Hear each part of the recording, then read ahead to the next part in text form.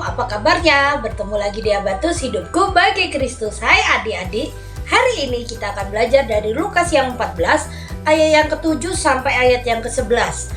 Kita akan belajar tentang direndahkan dan ditinggikan. Oh, apa itu ya? Tapi sebelum itu, mari kita berdoa. Tuhan Yesus, kami ucap syukur karena diberikan kesempatan untuk belajar firman-Mu. Berkati kami supaya kami mengerti, memahami, dan melakukannya dalam hidup kami. Dan hanya di dalam nama Yesus kami percaya berdoa, haleluya, amin. Adik-adik, Ibu Yohana akan membaca ayat 8, 9, 10, 11. Wah, kok banyak ya? Tapi ini memang harus dibaca. Yang sudah bisa membaca, sama-sama menyimaknya. Kalau engkau diundang seseorang ke pesta perkawinan, janganlah duduk di tempat kehormatan. Mungkin seseorang yang lebih terhormat daripada engkau telah diundangnya. Lalu orang yang mengundang engkau dan dia itu datang dan berkata kepadamu, berilah tempat ini kepada orang itu. Engkau pun dengan malu harus pergi duduk di tempat yang paling rendah. Tetapi apabila engkau diundang, pergilah duduk di tempat yang paling rendah. Sehingga apabila tuan rumah datang, ia akan berkata kepadamu, sahabat, silakan duduk di tempat yang lebih terhormat. Dengan demikian engkau akan menerima hormat di depan mata semua orang yang makan bersamamu. Ayat 11, perhatikan. Sebab siapa yang meninggikan diri akan direndahkan, dan siapa yang merendahkan diri akan ditinggikan.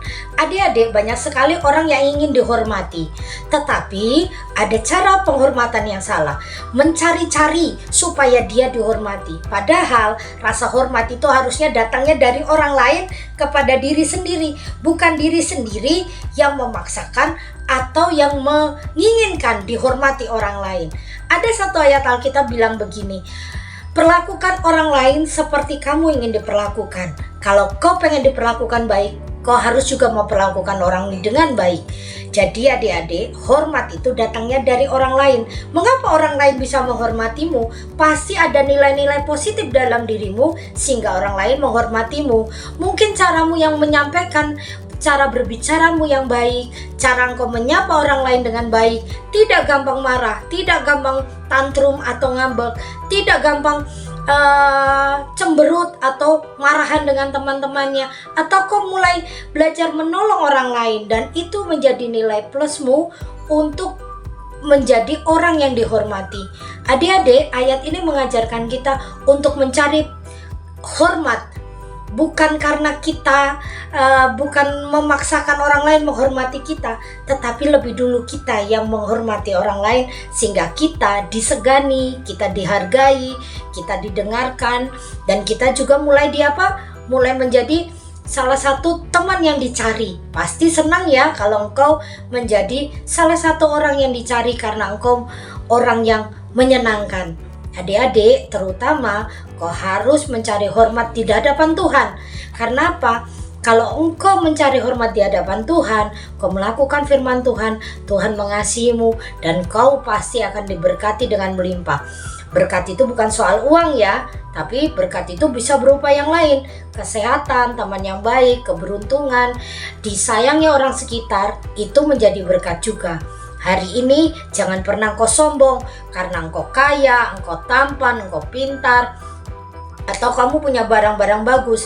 Tetapi mulailah belajar rendah hati, merasa bahwa semua yang kau miliki ini sebenarnya hanya titipan Tuhan. Jadi kau tidak layak untuk menyombongkan diri. Saat kau mulai merendahkan dirimu, rendahkan hati, terutama rendah hati, engkau pasti akan memperoleh kehormatan dari orang lain. Ingat baik-baik ya, anak yang sombong tidak punya teman. Tetapi anak yang baik, yang rendah hati, pasti banyak temannya dan mendapatkan keberuntungan di mana-mana. Nah, hari ini pilihan ada di tanganmu, pilihan ada dalam hidupmu. Engkau mau sombong atau engkau mau rendah hati? Ingat baik-baik ya, dua pilihan ini ada konsekuensinya. Sekarang pilihlah sendiri. Tapi Ibu Yohana sarankan, hendaklah kau menjadi anak yang rendah hati supaya Tuhan meninggikan hidupmu, memberkatimu dengan melimpah-limpah. Kita akan berdoa. Tuhan, kami mengucap syukur karena Engkau sangat baik, memberkati kami dengan melimpah. Berkati kami supaya kami rendah hati, tidak mencari kehormatan diri atau memaksakan orang lain menghormati kami, tetapi biarlah kami lebih dulu memberi hormat kepada orang lain, sehingga orang lain pun mulai menghargai kami. Terima kasih untuk firman-Mu. Dalam nama Yesus kami percaya berdoa. Haleluya. Amin. Sampai bertemu di Habatus, hidupku bagi Kristus. Habatus Renungan Harian